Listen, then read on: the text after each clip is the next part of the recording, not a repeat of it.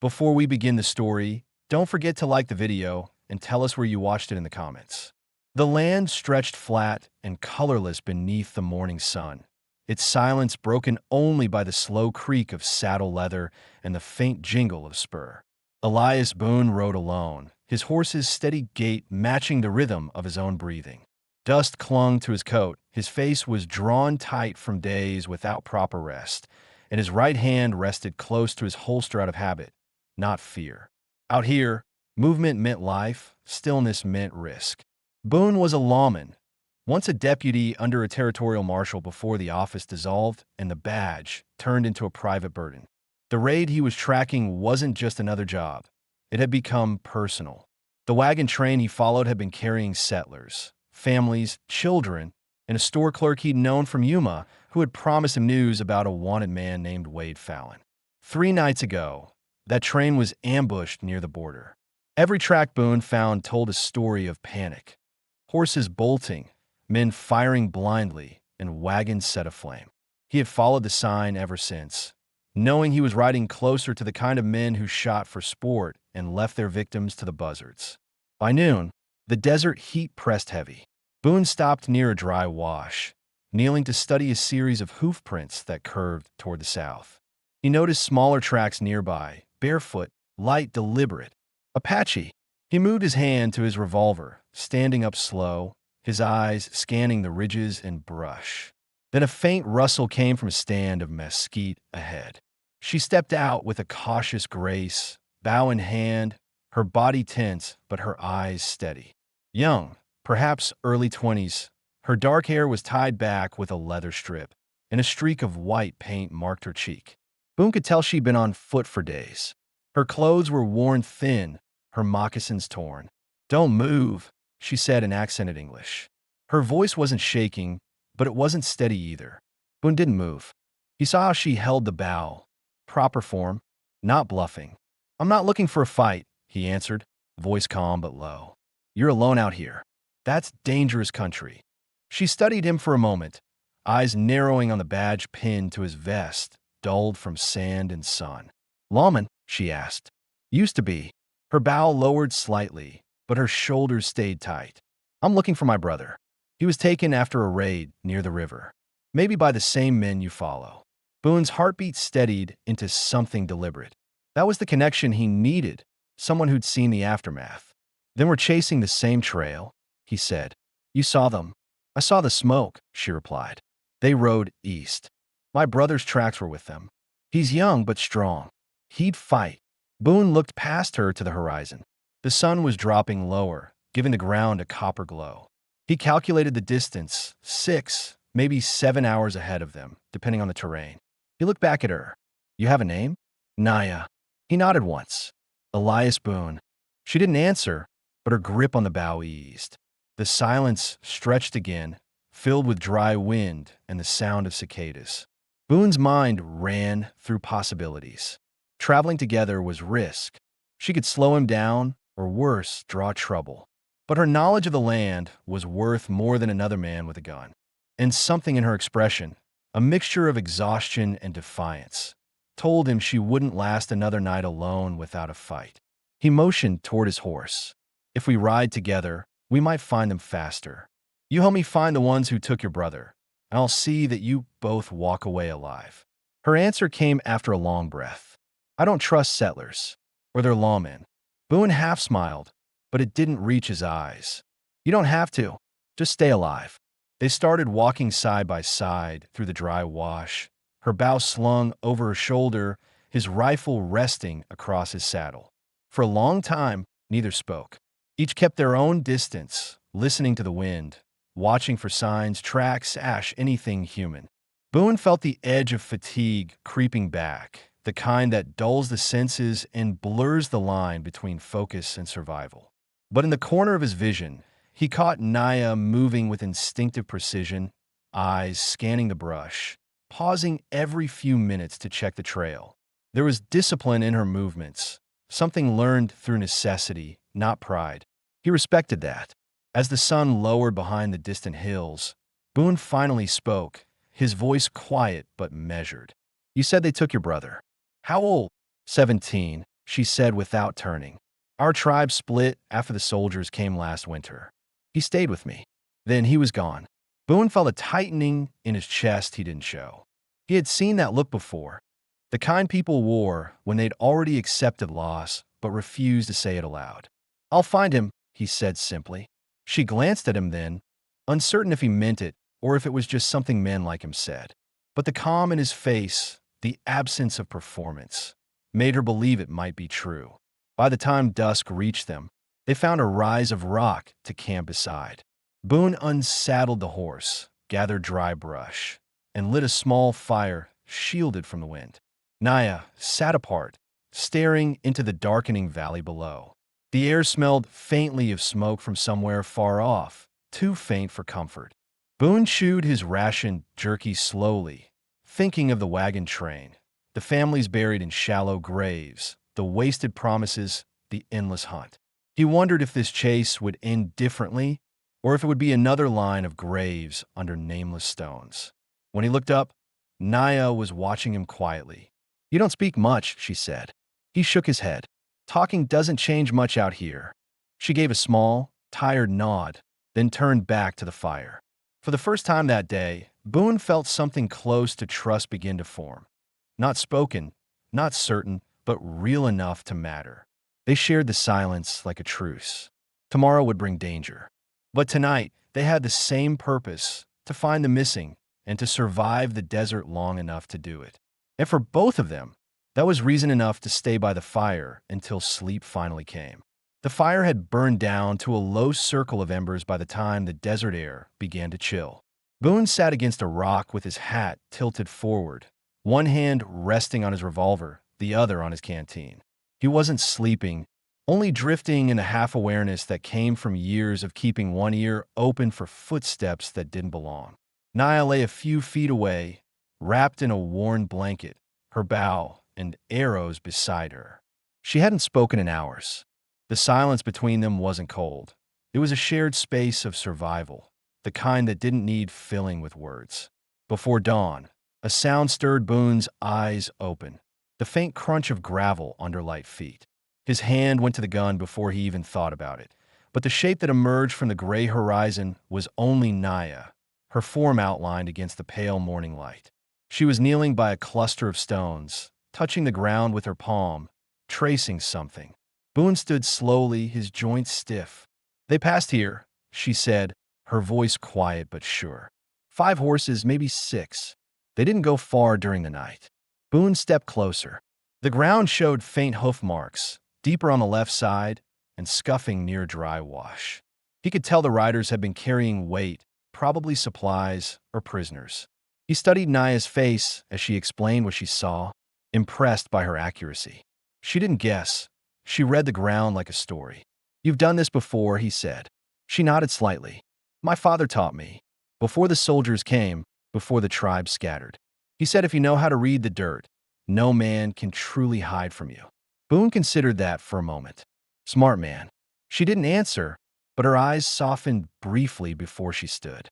We should move. They're heading toward the canyons. There's water there. As they packed, Boone found himself thinking about what she hadn't said. She'd mentioned the tribe splitting, the soldiers, her brother, but not what had happened to her parents.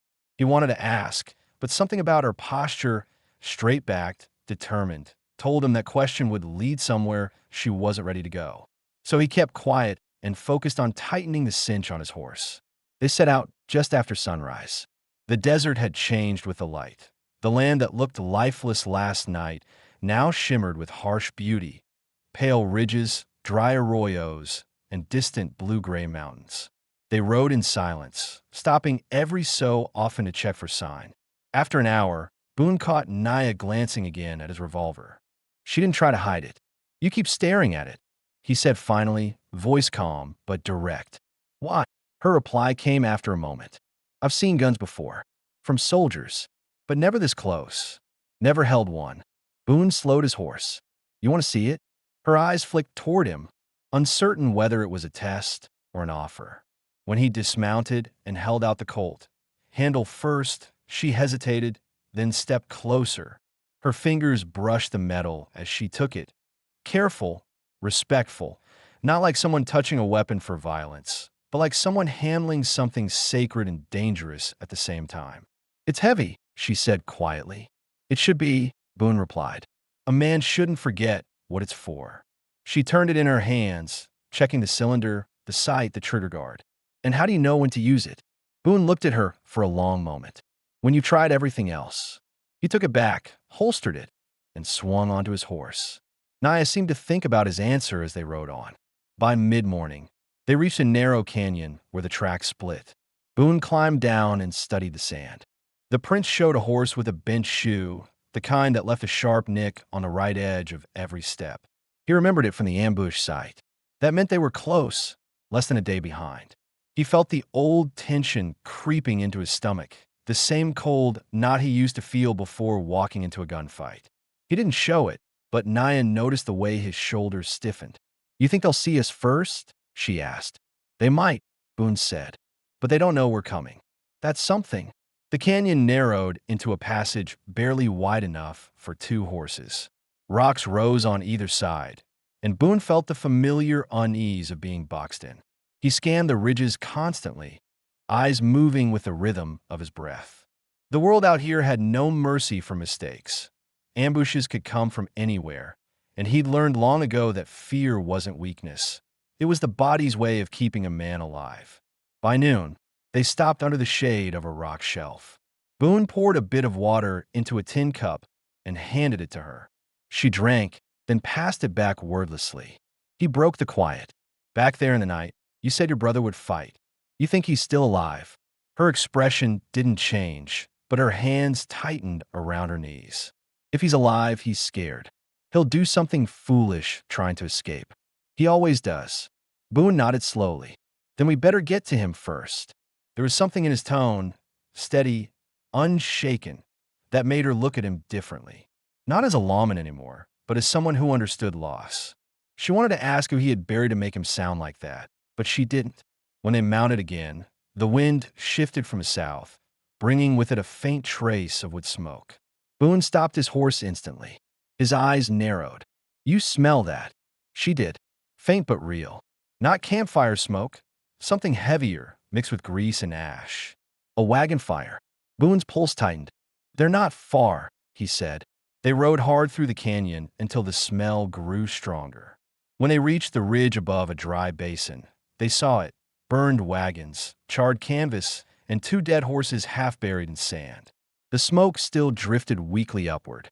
Naya dismounted and walked toward the wreckage. Her breath caught when she saw a torn piece of beadwork near a wagon wheel, dark red and white, familiar.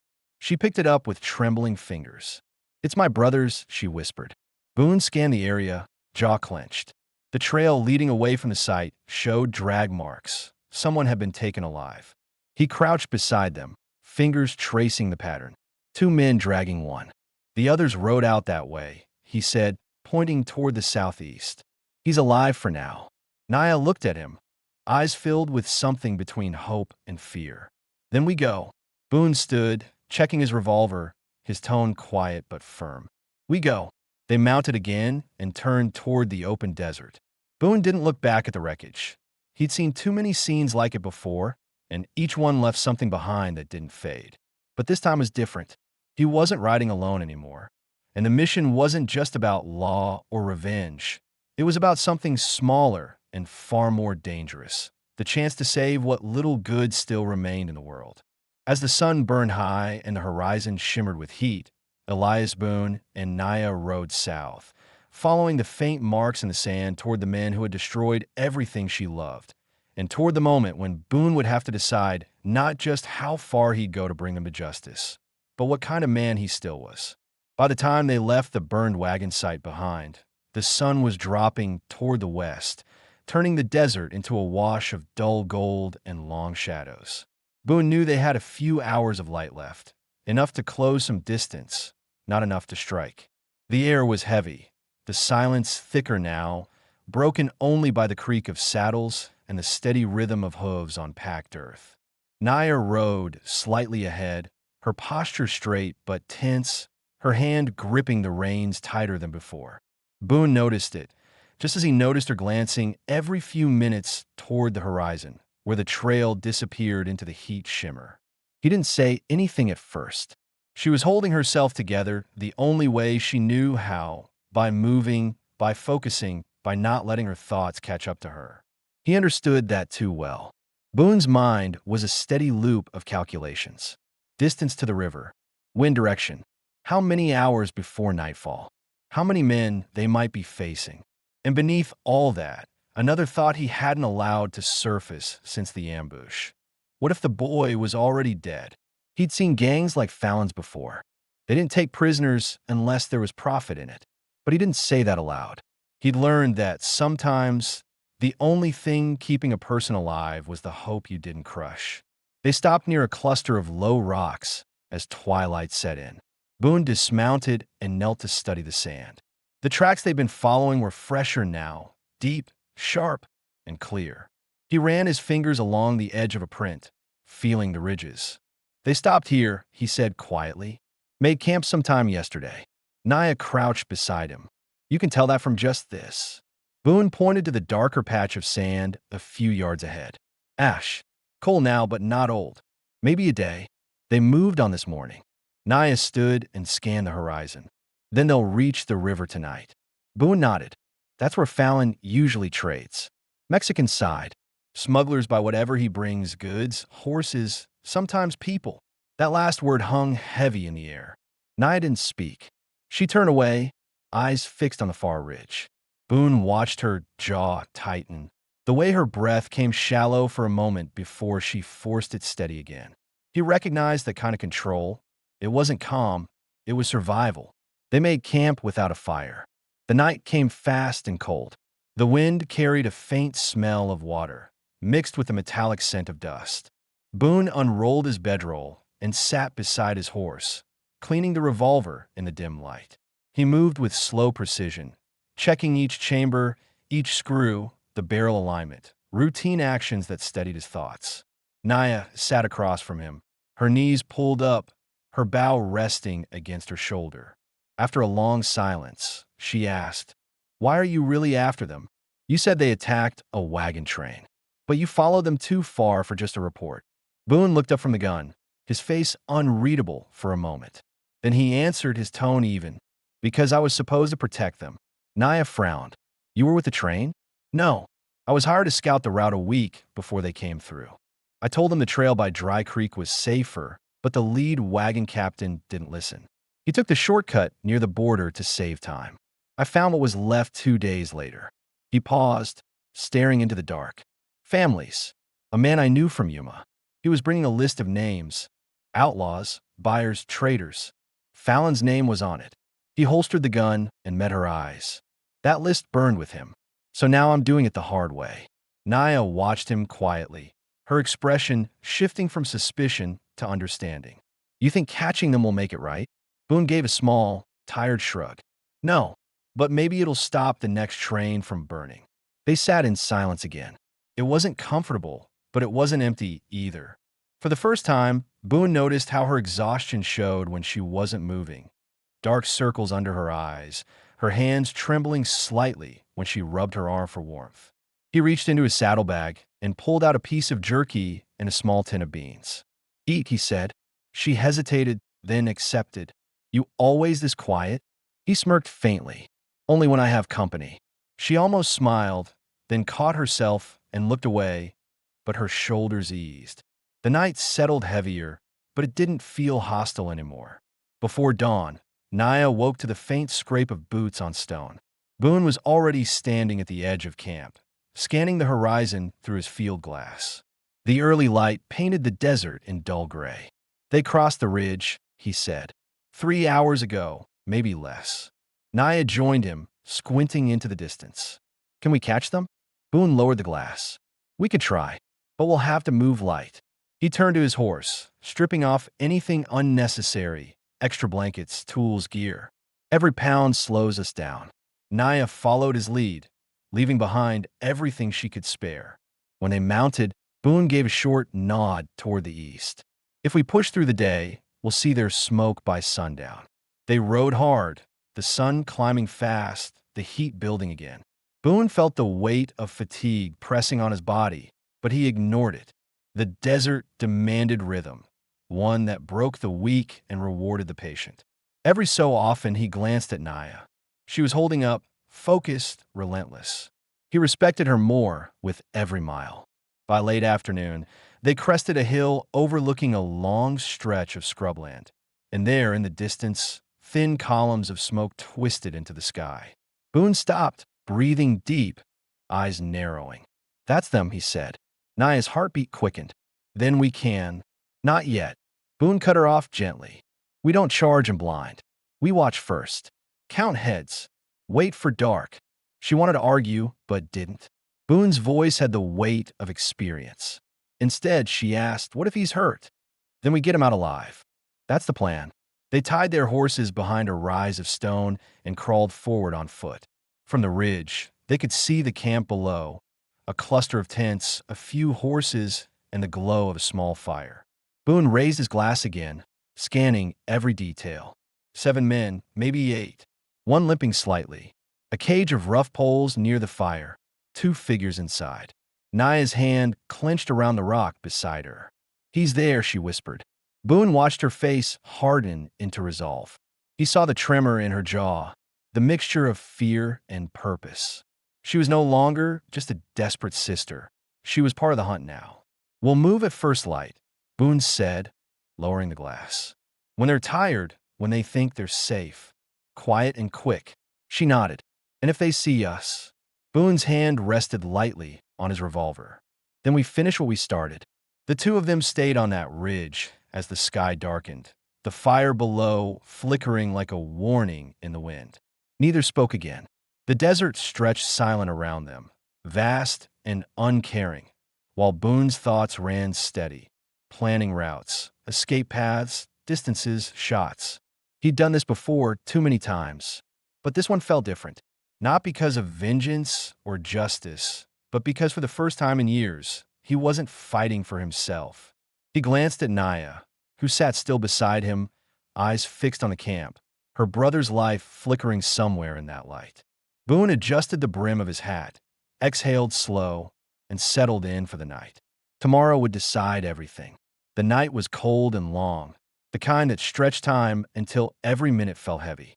The desert never slept, but it moved quietly, wind whispering through brush, and occasional coyotes' call breaking the silence. Boone and Naya stayed on the ridge, eyes fixed on the faint orange glow of the outlaw camp below. Boone had been in this position too many times, waiting for the right hour, the right light, the right mistake from the men he hunted. He knew that patience was the hardest weapon to master. Still, something about this night felt different. Maybe it was because of the woman sitting beside him, or maybe because there was more than revenge at stake. At one point, Naya spoke barely above a whisper. "You've done this before." He nodded slightly, keeping his gaze on the camp. "More times than I'd like to remember." "Did you always win?" Boone exhaled slowly through his nose. "No one wins out here. Some men just live longer than others." She didn't answer, but her eyes, reflecting the faint starlight, said she understood more than she let on. Below them, the outlaws settled in. Boone could make out the pattern. 2 men keeping watch near the horses, one by the fire cleaning a rifle, the rest sprawled out near a wagon. He noted everything: positions, movement, habits. The man with the limp, likely Fallon himself, sat with a whiskey bottle and a pistol loose on his thigh. Boone passed the field glass to Naya. "Look for your brother." Her hands trembled slightly as she lifted the glass. After a moment, she froze. "There," she whispered. "By the cage. He's sitting up." Boone leaned closer, his voice low and steady. "You're sure?" She nodded, not taking her eyes off the camp. "That's him. The beadwork on his neck, it's ours. My father made it." Boone's mind started building the plan. 2 guards by the horses. A fire that would blind them if they attacked from the dark side. A small ravine that led close to the camp's edge. It wasn't perfect, but it could work if they moved clean and fast. He turned to Naya. "We'll go down just before dawn. They'll be half awake, cold, careless. I'll take the guards by the horses. You get to the cage. Cut the bindings. We move north, follow the ridge back." No shooting unless we have to. Her breathing quickened, and he saw the flicker of fear she tried to hide. And if they see us, then we fight. But I'd rather walk out of this than crawl. She met his eyes. You'd risk your life for him? Boone hesitated only a second. It's not the first time I've tried to make something right. That answer seemed to quiet her. As the hours passed, Boone noticed the small things. The way her fingers traced the hilt of her knife, as if reminding herself it was real. The way her shoulders rose and fell with controlled breaths. She wasn't a soldier, but she had the will of one. Around them, the desert began to shift from black to gray. The stars faded, and a faint pale light spread across the sand.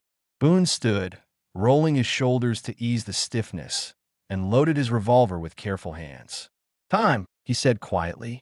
They descended the slope together, slow and deliberate, crouching low through the brush. Every sound felt louder now. The crunch of gravel, the soft thud of hooves shifting in the camp below. Boone led the way, hands signaling for her to stop when one of the horses snorted. From the edge of the ravine, they could see the camp more clearly now. The guard were slumped against their saddles, one half asleep, the other staring into the dying fire. Boone's hand rested on the rifle sling across his chest. He whispered, "Stay behind me until you reach the cage. Don't break cover until I move." Naya nodded, gripping her knife so tightly her knuckles went pale. Boone took one step forward, then another, until he was within 50 feet of the first guard. The man's head drooped, chin nearly on his chest. Boone raised his revolver, lined the sight just above the firelight, and fired once, quick, quiet, final. The sound cracked like a dry branch. The second guard jerked up, reaching for his weapon, but Naya was already moving. Boone's second shot took the man before his fingers touched the gun. For a few seconds, silence returned. Then a shout from the far side of camp shattered it. What was that? Boone motioned to Naya sharply. She sprinted toward the cage, knife flashing as she cut the ropes binding the poles together. Inside, a thin figure lifted his head. Taza. His wrists were bruised, his lips cracked. "Naya," he croaked. She dropped to her knees beside him. "Quiet, brother. We're leaving." Boone turned to cover them, reloading fast. The camp erupted with noise, men scrambling, curses cutting the air. One shot flew wild, striking a wagon wheel. Boone fired twice, hitting a man by the fire. The muzzle flash lit his face for a brief instant. Cold, focused, exact. "Move!" Boone shouted. Naya dragged Taza free, half carrying him toward the ravine. Boone backed up, firing in short bursts, each shot deliberate. Bullets tore through the sand beside him, whistling past his shoulder. A sharp sting hit his arm, grazed, not deep, but he didn't slow down. They reached the ridge just as the first light of dawn broke across the desert. Naya stumbled, nearly falling, but Boone caught her by the elbow and pulled her behind a rock. The gunfire from below began to fade as the outlaws realized they couldn't chase uphill in the open daylight. For a long moment, none of them spoke. Only the ragged sound of breathing and the faint echo of distant shouts filled the air. Boone finally looked at Taza. The boy's eyes were half closed, his skin gray with exhaustion, but he was alive. "He'll make it," Boone said quietly.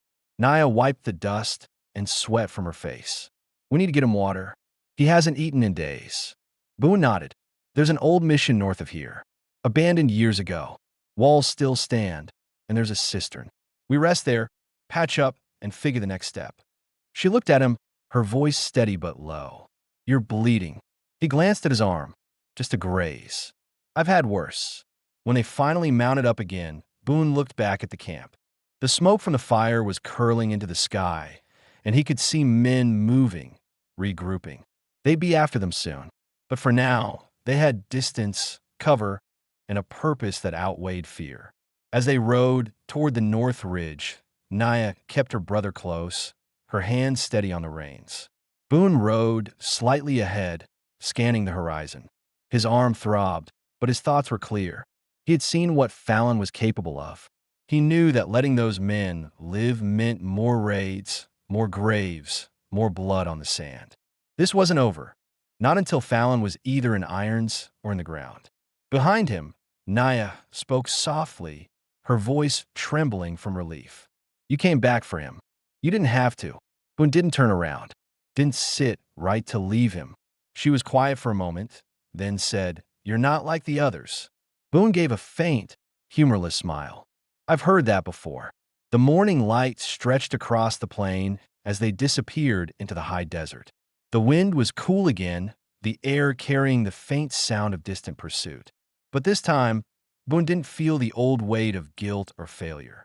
He felt something cleaner, purpose, maybe even peace. And though neither of them said it out loud, they both knew that what had started as a hunt for outlaws had turned into something far deeper, a fragile alliance born from loss, carried by trust, and strengthened by the simple will to survive. The road north stretched dry and empty beneath a pale morning sky. The air smelled of dust and blood. The faint metallic tang from Boone's wound mixed with the desert wind. His arm had stiffened from the graze, but he ignored it. Pain was just another noise in his body, one he had long since learned to quiet. The horses moved at a steady pace, hooves crunching over gravel. Behind him, Naya rode close, holding her brother upright in the saddle. Taza swayed slightly, exhausted but conscious, his head resting against her shoulder. Boone looked back every few minutes, scanning the horizon. The outlaws hadn't followed yet, but he knew that wouldn't last. Fallon wasn't the type to accept a loss. He'd come after them once he gathered his men and found their trail. Boone's plan was simple: get Taza to shelter before the heat rose high enough to kill them all. By midday, the sun was brutal again. They rode in silence, each conserving energy and water.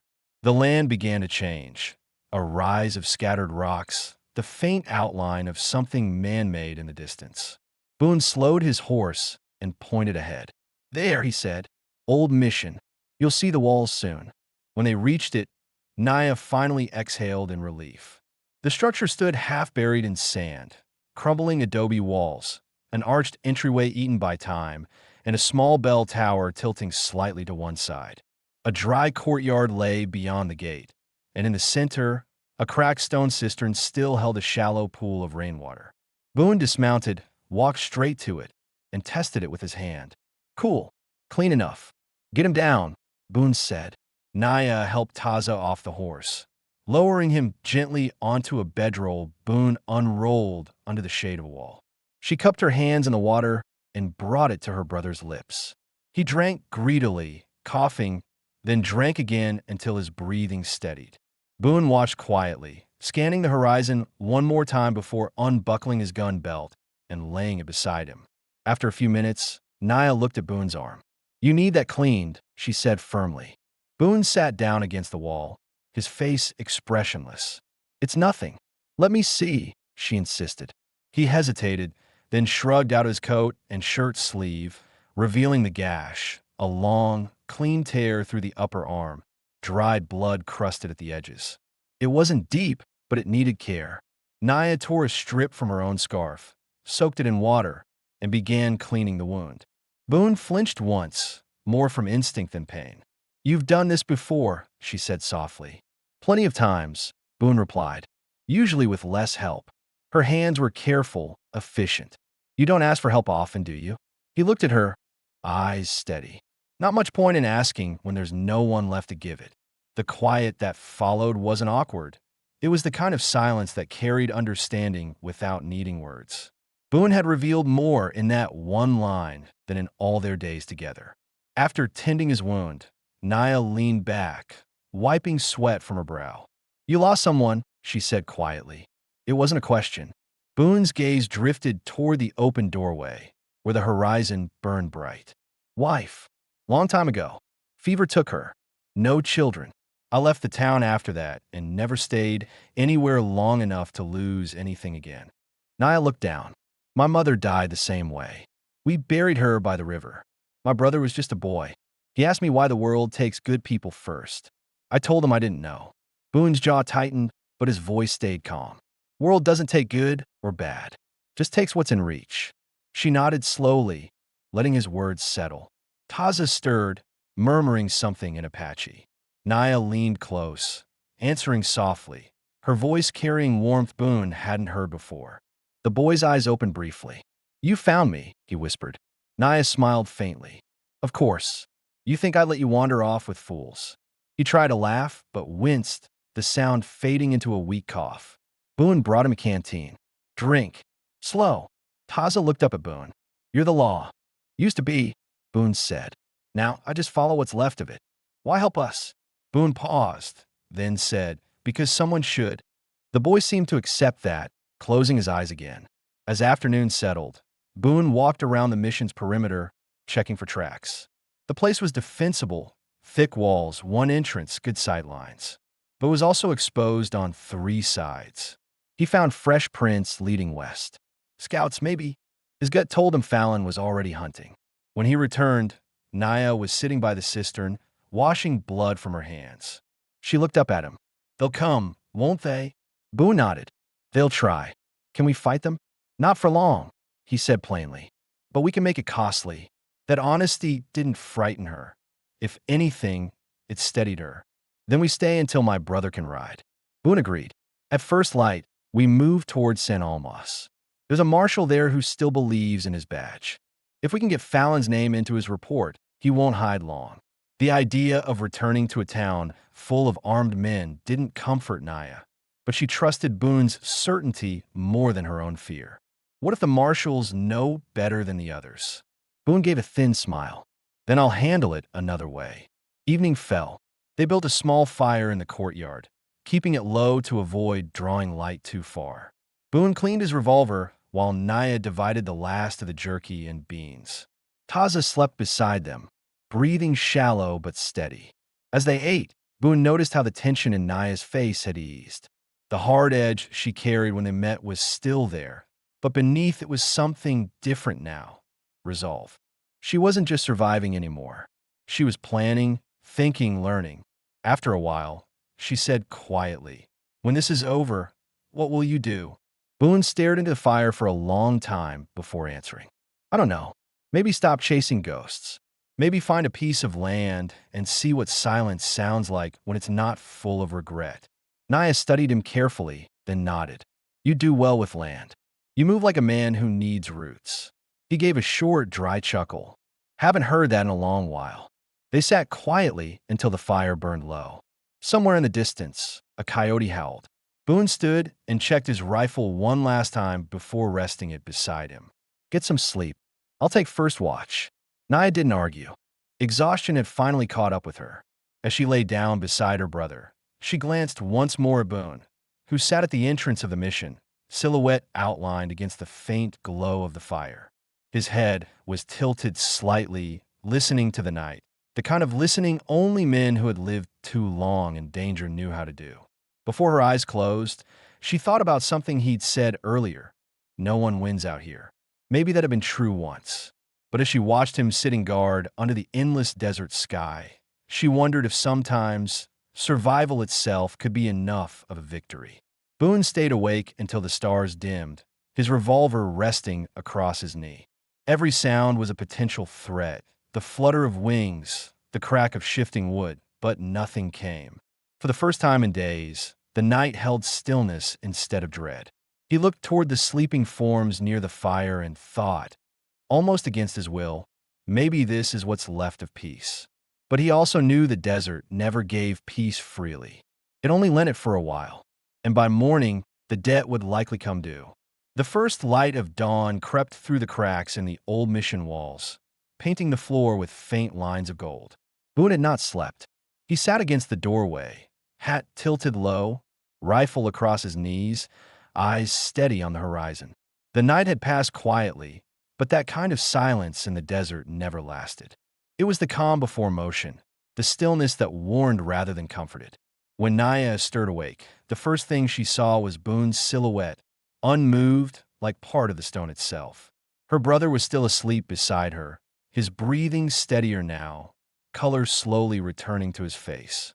She stood, stretching the stiffness from her limbs, and walked over to Boone. "You didn't rest," she said softly. Boone shook his head. "Didn't need to." She crouched beside him, looking out at the horizon. The wind was light, carrying the dry scent of dust and mesquite. Do you think they'll come today? Fallon's not the kind to let things go. He'll want to send a message after last night. Boone turned his head slightly, glancing at her. That's why we move before the heat rises. If they catch us out here, we're done. Nia looked back toward her brother. He can't ride far. Boone nodded slowly. Then we move slow, but we move. He stood, tightened the bandage around his arm, and gathered their gear. As they packed, he caught Nia's quiet glances, concern mixed with something unspoken. She wanted to ask how bad his wound really was, but his steady movements made it clear he wasn't giving the pain any ground. Once they were ready, Boone helped Taza into the saddle. The boy was weak but conscious. He tried to speak, but Boone raised a hand. Save your breath. You'll need it.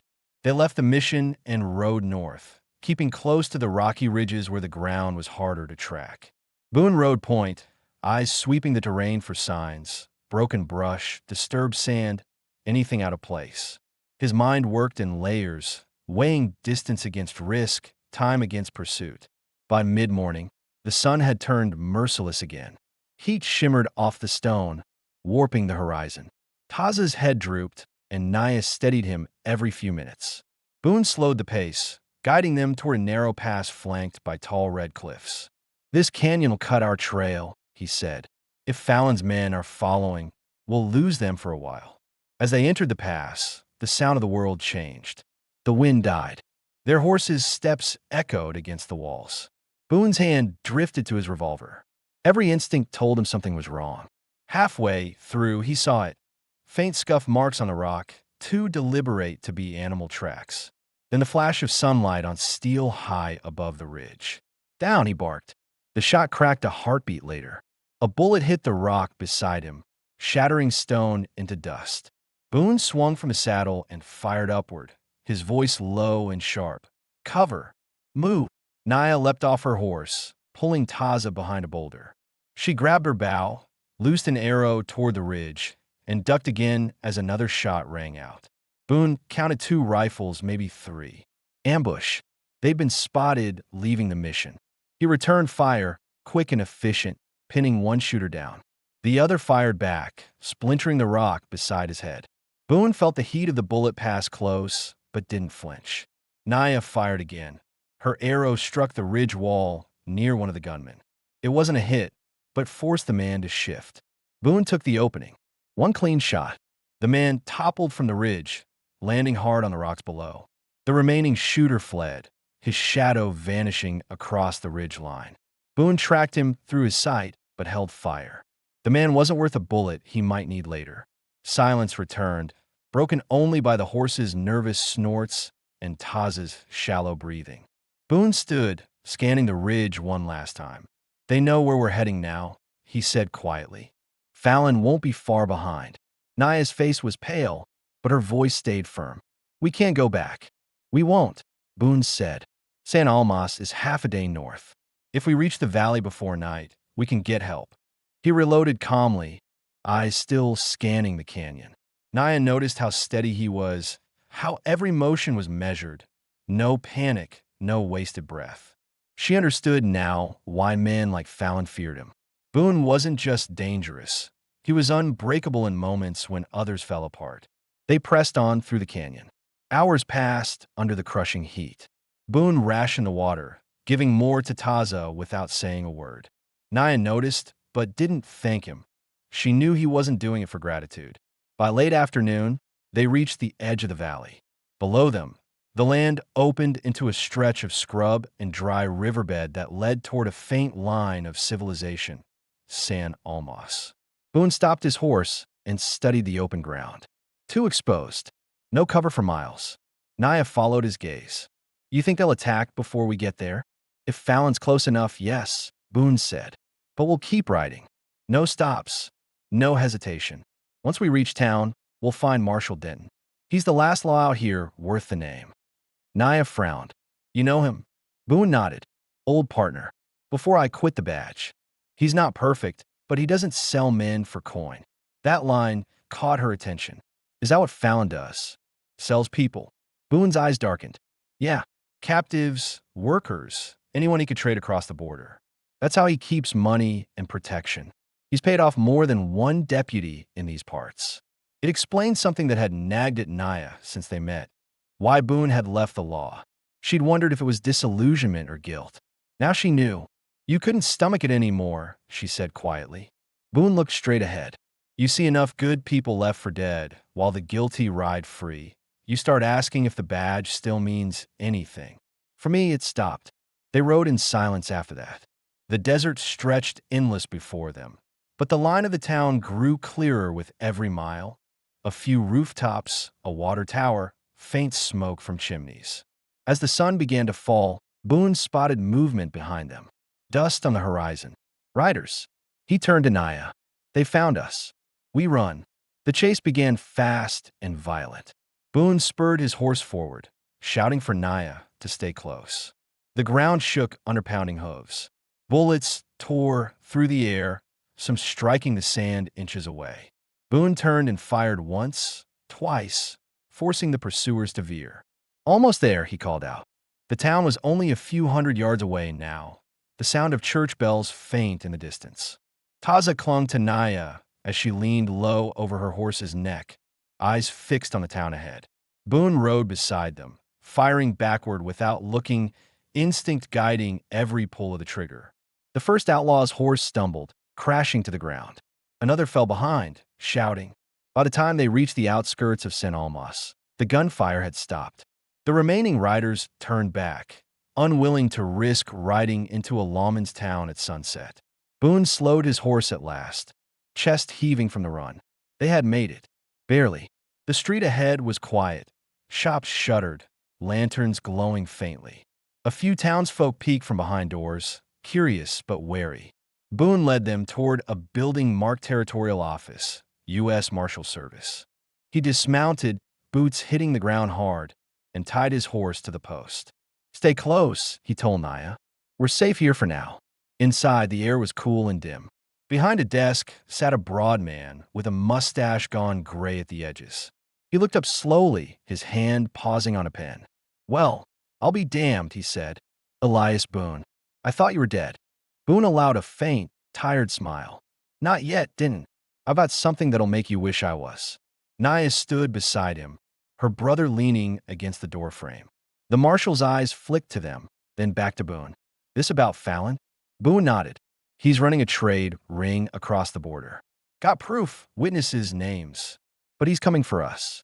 Tonight or tomorrow. Denton stood, adjusting his belt. Then we'd better make sure this town's ready. For the first time in weeks, Boone felt the weight on his chest lighten, just slightly. Not because the danger was gone, but because he wasn't standing alone anymore. Outside, the last of the sun slipped below the hills, and the streetlights of San Almas flickered on. Fallon's men would come soon, Boone knew that. But for now, there was order, there was law, and for the first time since the ambush, there was a fighting chance. He looked at Naya and Taza, both exhausted but alive, and thought quietly that maybe this time, doing the right thing wouldn't end in another grave. The wooden floorboards of the marshal's office creaked beneath Boone's boots as he paced slowly, his hat pushed back, his face drawn tight with fatigue and thought. Outside, San Almas was settling into the uneasy quiet that came before a storm. Windows shuttered, doors barred, the air thick with tension.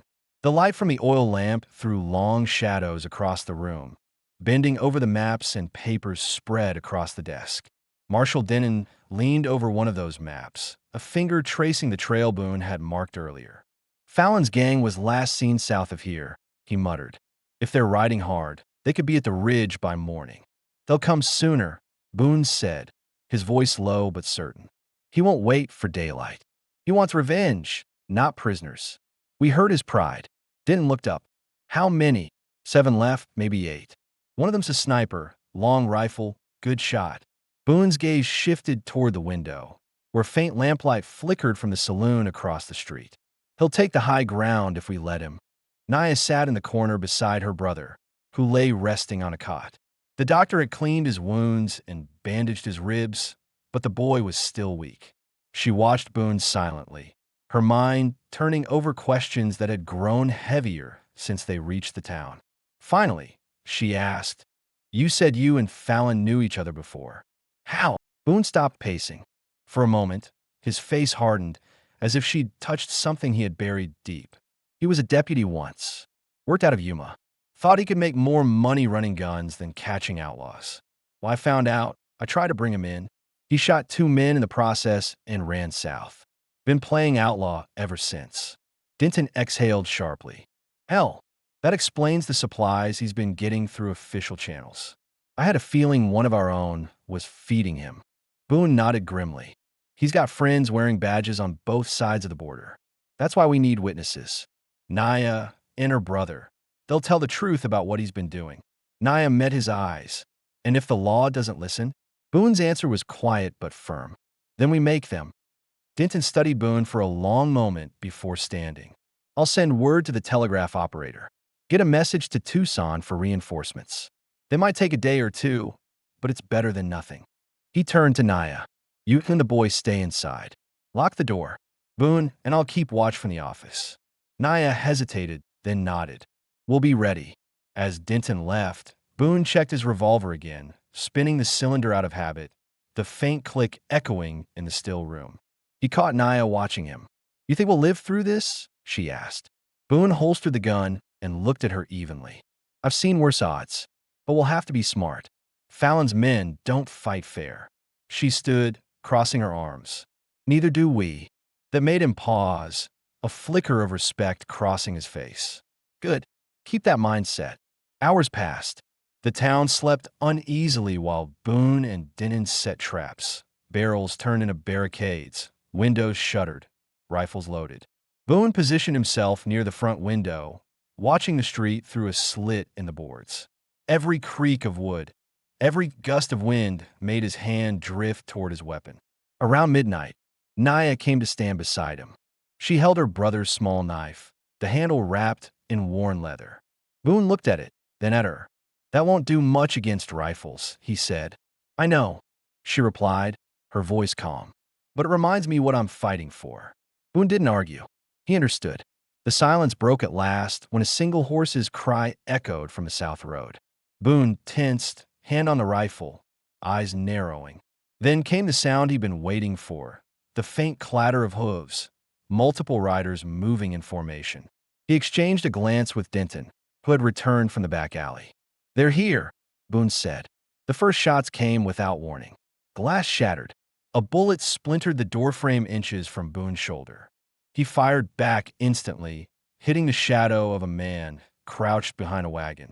Denton shouted, 2 more by the saloon, and fired his shotgun, the blast echoing through the street.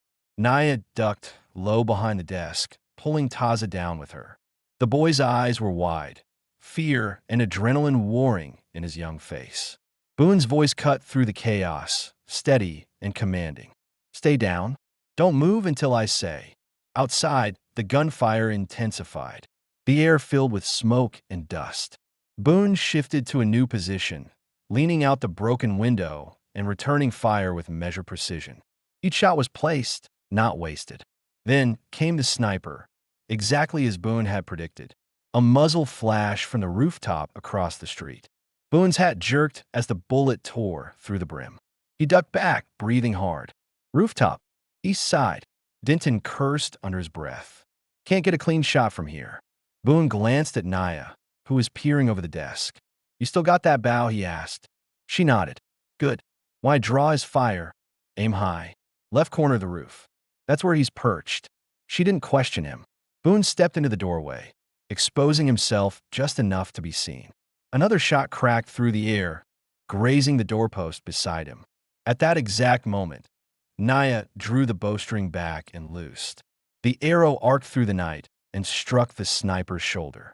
The man stumbled, firing one wild shot before tumbling off the roof and hitting the dirt below with a dull thud. Boone looked at her, surprised. You hit him. Naya's eyes were hard. You gave me the chance. Before they could speak again, another figure stepped into the lamplight at the end of the street. Fallon. He was broader now than Boone remembered, with a heavy coat and a black hat pulled low. A scar ran down the side of his jaw. He called out, voice echoing through the silence that followed the gunfire. Boone, You should have stayed buried, old friend. Boone stepped out just far enough to be seen. You've got two choices, Fallon. Drop your gun, or I drop you. Fallon laughed, a cold, rasping sound. You think you can clean up this place? Law's dead out here. You just haven't realized it yet. Then I'll be the ghost that proves it ain't, Boone said. Fallon raised his revolver. The shot came fast. Boone fired back at the same instant. Both bullets struck. Fallon's grazed Boone's ribs. Boone's hit Fallon square in the chest. The outlaw staggered, looked down at the spreading red on his coat, and dropped to his knees. The remaining men, seeing their leader fall, broke and fled into the darkness. A few desperate shots echoed, but they were already running. Boone stood still for a moment, breathing hard, gun still raised, until the street went silent again. Marshal Denton stepped out beside him, lowering his shotgun. You got him. Boone stared down at Fallon's body, jaw tight. Should have happened years ago. Behind them, Naya appeared in the doorway, her brother leaning weakly on her shoulder. She looked at Boone, eyes full of mixed relief and disbelief. It's over. Boone looked at her, then at the empty street. For now, Denton walked over to Fallon's body, kneeling to check for signs of life. There were none. I'll file the report, he said. The governor's office will send men to clean this up. You did good, Boone. Real good. Boone holstered his revolver. I didn't do it for the report. The marshal nodded, understanding. Still, you should know. This'll make things right. You got your name back. Boone didn't respond immediately. He just looked out toward the edge of town, where the desert began again, endless and open. For years, that had been his only home. But as he watched Naya help her brother toward the doctor's house, he realized the frontier wasn't just a place. It was a choice between running and staying. For the first time in a long while, Boone wasn't sure which he'd choose. The night grew quiet again. The bodies would be buried by morning, the bullet holes patched, and San Almas would return to its uneasy peace. But for Boone, something had shifted. The ghost that had followed him for years, the guilt, the loss, the failure, had started to fade with the smoke. And as the first faint glow of dawn crept over the rooftops, he allowed himself a rare thought. One that didn't taste of regret. Maybe, just maybe, this fight had been worth it. The sun rose slow and blood orange over San Almas, spreading light across the quiet main street. Dust hung in the air where the fight had ended hours before. The smell of gunpowder and burnt wood still lingered. Marshal Denton's men were already at work, hauling bodies, sweeping shell casings, and covering bloodstains with fresh sand. Boone stood outside the marshal's office, one arm bound from the graze on his ribs, watching the town return to something like order. He had seen too many towns like this after violence. People coming out from behind their doors, pretending life would go back to normal. But this time, he felt something different. He wasn't just passing through. He had left a mark here, whether he meant to or not. Naif stepped out of the small room behind the office where Taza had been resting. Her hair was tied back, her face clean but weary. He's awake, she said quietly. The doctor says he'll walk in a few days. Boone nodded, still looking down the street. That's good. He's tougher than he looks. Naya came closer, standing beside him. He wants to thank you. Boone gave a faint smile. He already did, just by staying alive. They stood in silence for a while, watching the workers rebuild a broken window across the street. The sound of hammers echoed through the morning air, steady and rhythmic. Finally, Naya spoke again, her voice cautious. What happens now? To you, I mean. Boone didn't answer right away. He looked down at the badge Denton had placed on the desk earlier that morning, a silver star he hadn't worn in years. It lay there like a memory he hadn't asked for. I don't know, he said at last. Marshall want me to stay on for a while. Help sort out the rest of Fallon's mess. There are still a few men hiding in the hills. And will you? She asked. Boone took a breath, his gaze steady on the horizon. Maybe, but I'm not wearing the badge again. I'll help him clean up, then I'm done. Law doesn't change people, it just keeps them from shooting each other too soon. Naya studied him quietly. You talk like a man who's tired of fighting. He turned to her, and for the first time she saw a hint of something softer behind his usual restraint. I am, he said simply. But peace doesn't come cheap. You have to fight for it first. Inside the office, Denton called out to them. Boone, There's a telegraph from Tucson. Boone stepped inside, Naya following close behind. Denton was holding a folded paper, his brow furrowed. The message says they're sending a federal agent to collect statements on Fallon's operation. They want to talk to you and the witnesses. Boone took the paper and skimmed it. When? Tomorrow morning. That fast. Boone muttered. They must have been watching Fallon longer than they admitted. Denton nodded. Seems so. Maybe you did more good than you realize. Boone handed the note back. Maybe, but I don't trust men who move this quick unless they've got something to protect. Naya frowned. You think they'll silence it? Boone's expression hardened. If Fallon's buyers or his law friends have reached that far, they'll try. We'll need to leave early, get the boy somewhere safe before that agent arrives. Denton started to protest. Boone, this isn't your problem anymore. Boone's tone was calm, but final. It is until they stop coming after her and the boy. There was no arguing with him. Denton just sighed and nodded. All right, I'll have horses ready by sundown. Take them to the old mission or across the border if you have to. I'll delay the agents. Boone gave a short nod of gratitude. You've done enough, Marshal. When they stepped back outside, Naya turned to him. You'd leave the town to help us? After all this? Boone adjusted his hat, eyes narrowing against the sun. I started this fight. Doesn't sit right to walk away before it's finished. That answer quieted her. By afternoon, Taza was strong enough to stand. Boone helped him into the saddle, adjusting the straps. The boy looked older somehow, as if the days of captivity had burned away what was left of his childhood. You sure you're ready to ride? Boone asked. Taza nodded. I've ridden farther on worse days. Boone smiled faintly. Good. Then we'll make it quick. They left San Almas at sunset, the sky painted red and gold. Denton stood on the porch, watching them go. You ever come back through here, Boone? He called. There'll be a place for you. Boone raised a hand in acknowledgement, but didn't turn around. They rode east toward the hills, following a narrow trail that wound between ridges. The air cooled as night fell. Coyotes called in the distance. Boone kept a steady pace, glancing back now and then to make sure Naya and her brother were keeping up. After an hour, they stopped near a small stream to rest. The moonlight reflected off the water, casting pale light over their faces. Naya dismounted and sat beside the stream, running her hands through the cool water. Boone knelt beside her, filling his canteen. She broke the silence first. You never said where you're from. Boone looked up. Texas, near the Rio Grande. Farm town that doesn't exist anymore. Drought took it. My father stayed until there was nothing left to bury. And you left, she said. He nodded. Didn't see a reason to die with the land. Naya's eyes softened. You've been running ever since, haven't you? Boone met her gaze.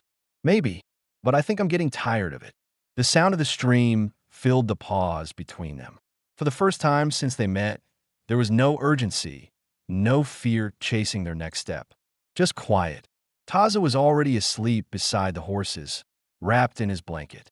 Boone sat back against a rock, watching the stars appear one by one across the dark sky. Naya sat beside him, silent for a long while before speaking again. When we left the mission, she said softly, I thought we were just running for our lives. Now I think we're running towards something. I just don't know what. Boone's voice was calm, almost reflective. Sometimes you don't know what you're heading toward until you stop moving long enough to see it. She turned to him, eyes searching his face. And what do you see, Boone?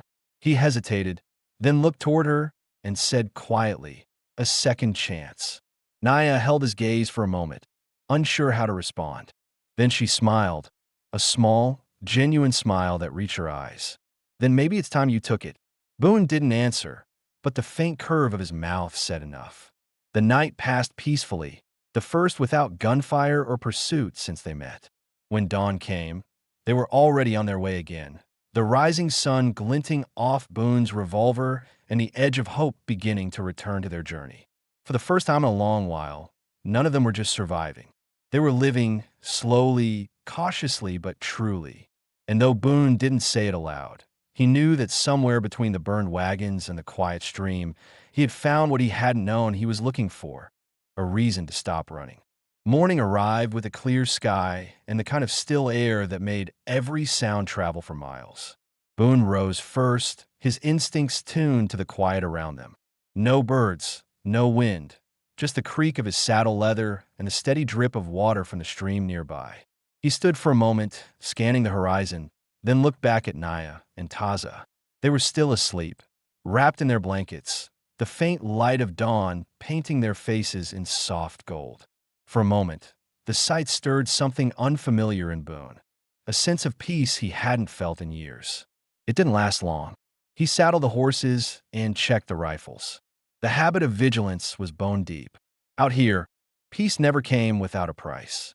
When Naya stirred, he greeted her with a nod. "We'll ride an hour. The trail east will take us close to the river, then north toward the trading post." She sat up slowly, brushing the dust from her clothes.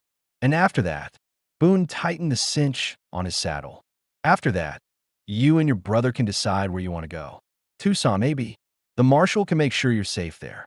Naya's expression tightened. "And you?" Boone didn't look at her when he answered. "I'll head back to San Almas. Then we'll need help finishing what we started. Fallon's gone, but his network isn't. Men like him leave roots behind." There was a pause. Naya stood, folding her blanket. "You don't have to go back there. You've done enough." Boone stopped what he was doing and looked up. "It doesn't work like that. If I walk away now, someone else will take Fallon's place. Maybe worse." She didn't argue, but her silence said enough. Boone saw the worry in her eyes, the kind she tried to hide behind calm words. He gave her a faint smile, one corner of his mouth lifting. "Don't look at me like that. I've been in worse situations." Naya shook her head, her voice soft but firm. "You keep saying that, but it doesn't make it true." He chuckled quietly. "Maybe not, but it helps me sleep." By the time the sun had climbed above the ridge, they were riding again. The trail followed the dry riverbed, winding between hills covered in sagebrush. Taza rode a little stronger that morning, his color returning, though Boone noticed how often the boy glanced back, as if expecting the past to rise out of the dust behind them. Around midday, they stopped near a cluster of rocks for water.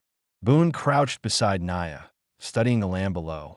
A faint line of smoke rose from the valley ahead. "That's the post," he said. "Traders, travelers, sometimes soldiers passing through. We can rest there and get supplies." Taza looked uncertain. "Will they welcome us?" Boone's voice was calm but grounded. "They'll welcome money.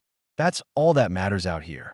They reached the trading post by late afternoon, a small settlement of weathered buildings surrounded by wagons and corral fences. The place smelled of horses, dust, and tobacco. Boone dismounted first, scanning the yard. A handful of men sat outside, watching the newcomers with quiet curiosity. Boone kept his tone neutral as he approached the store. "Need feed, medicine, and powder if you've got it." The storekeeper, a stout man with a trimmed beard, nodded slowly. "Got most of that. Prices are high, though." Boone placed a few silver coins on the counter. "They'll be enough." As the man gathered supplies, Boone noticed something. Posters tacked to the wall behind the counter. Old wanted sheets, faded from sun and dust. One caught his attention. It was Fallon's face, printed months ago, with the word deceased scrawled across it in pencil.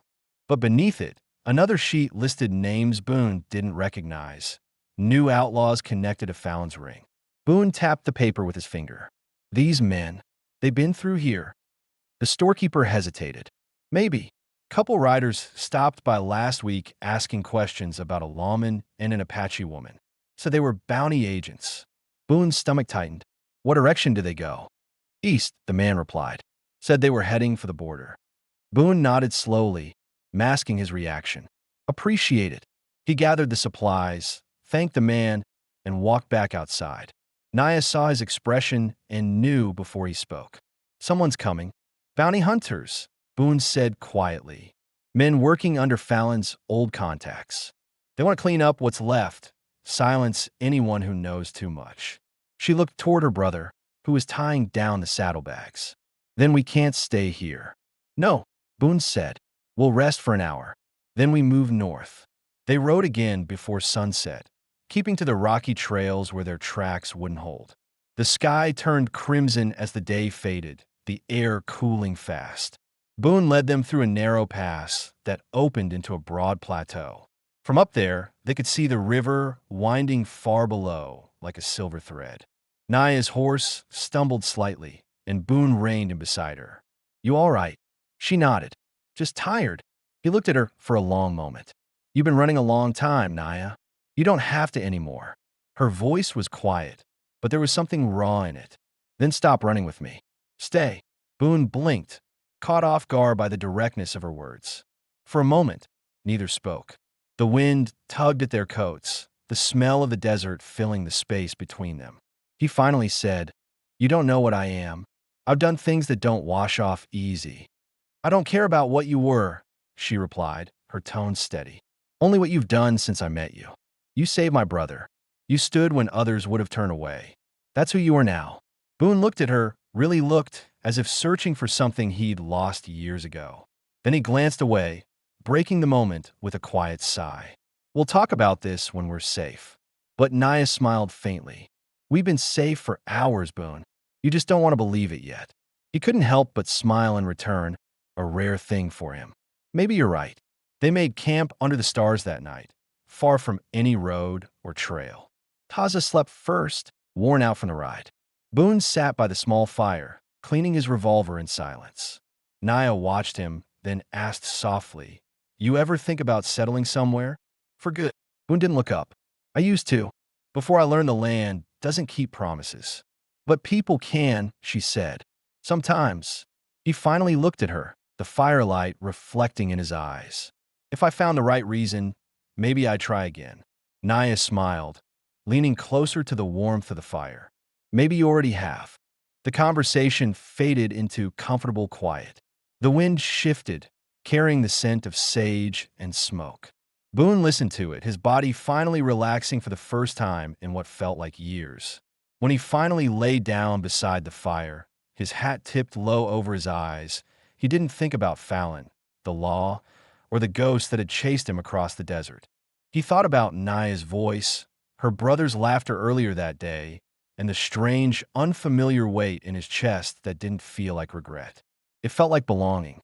And as the night deepened around them, Boone knew something had changed, not just in the land or in the silence, but in him.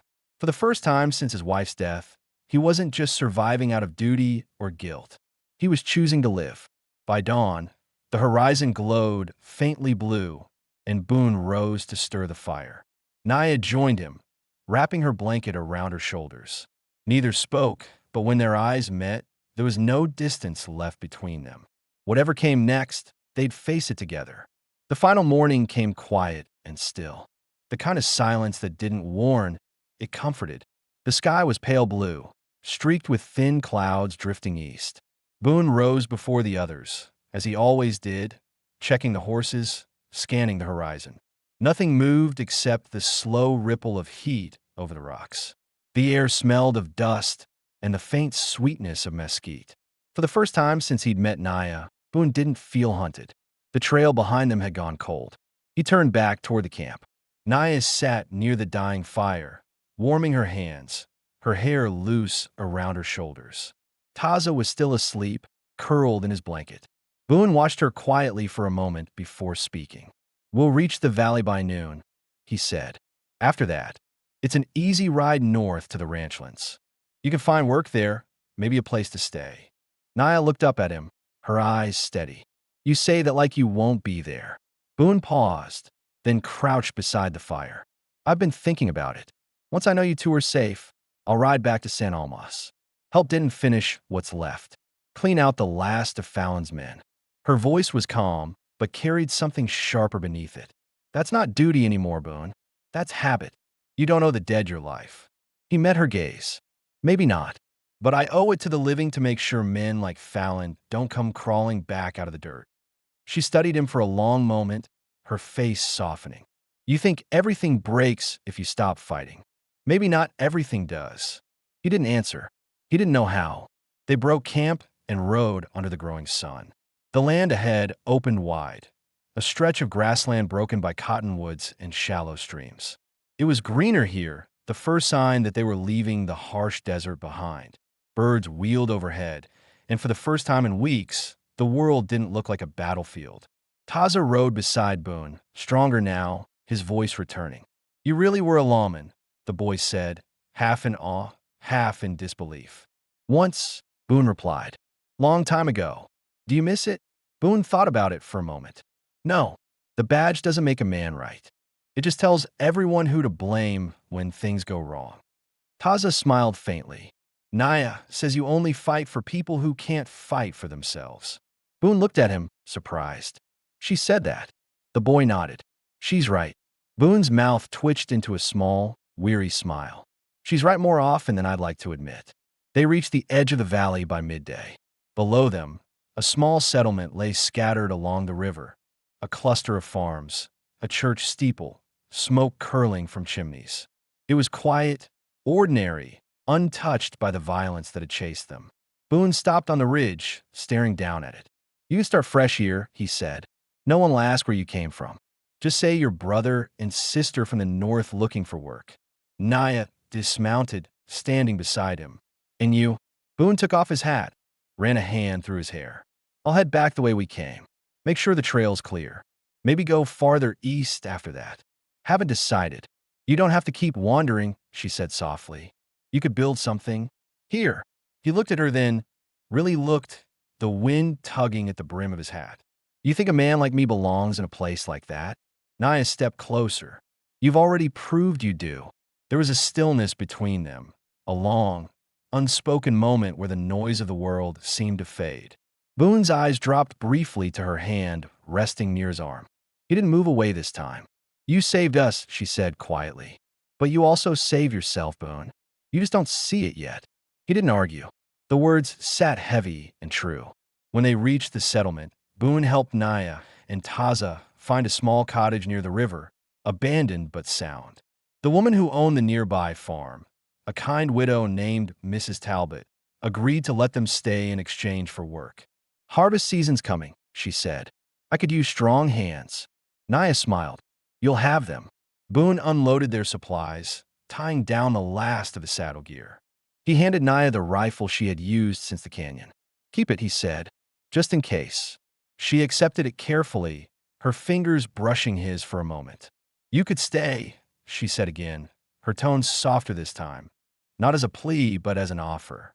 Boone looked out toward the river, where the sunlight shimmered on the surface. I've never been good at staying. Then learn, she replied.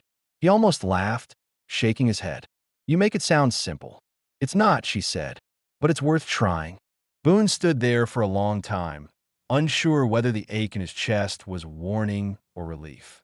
He looked at Naya, her calm steadiness, the quiet strength in her eyes, and at Taza, already gathering wood by the river, alive, free. Maybe for once the fight really was finished. He turned toward his horse, his hand resting on the saddle horn. I'll check the trail one last time, he said. If it's clear, maybe I'll ride back this way. Naya's lips curved into a faint smile. I'll keep a place for you by the fire. Boone nodded once, unable to find any words that would fit. Then he mounted his horse and started toward the ridge, the sound of hooves fading into the breeze. At the top of the rise, he stopped and looked back. The cottage by the river stood small and quiet against the wide land. Smoke curled from the chimney. For a man like him, that had always meant something worth protecting. He sat there for a long time, hat low, eyes on the horizon. The ghosts were gone. The past had finally settled, and for the first time in years, he didn't feel the weight of it pressing on his shoulders. When he turned his horse north, it wasn't to run anymore. It was to breathe, to see where the road might lead when it wasn't made of regret. Behind him, the river shimmered in the sunlight, and faintly, carried by the wind, he thought he heard Naya's laughter. Boone smiled to himself, a small, quiet smile meant for no one else. He touched the brim of his hat, as if tipping it to the life he was finally ready to meet, and rode on into the open land, where the sky was clear, the earth wide, and for once, the ending felt honest and whole.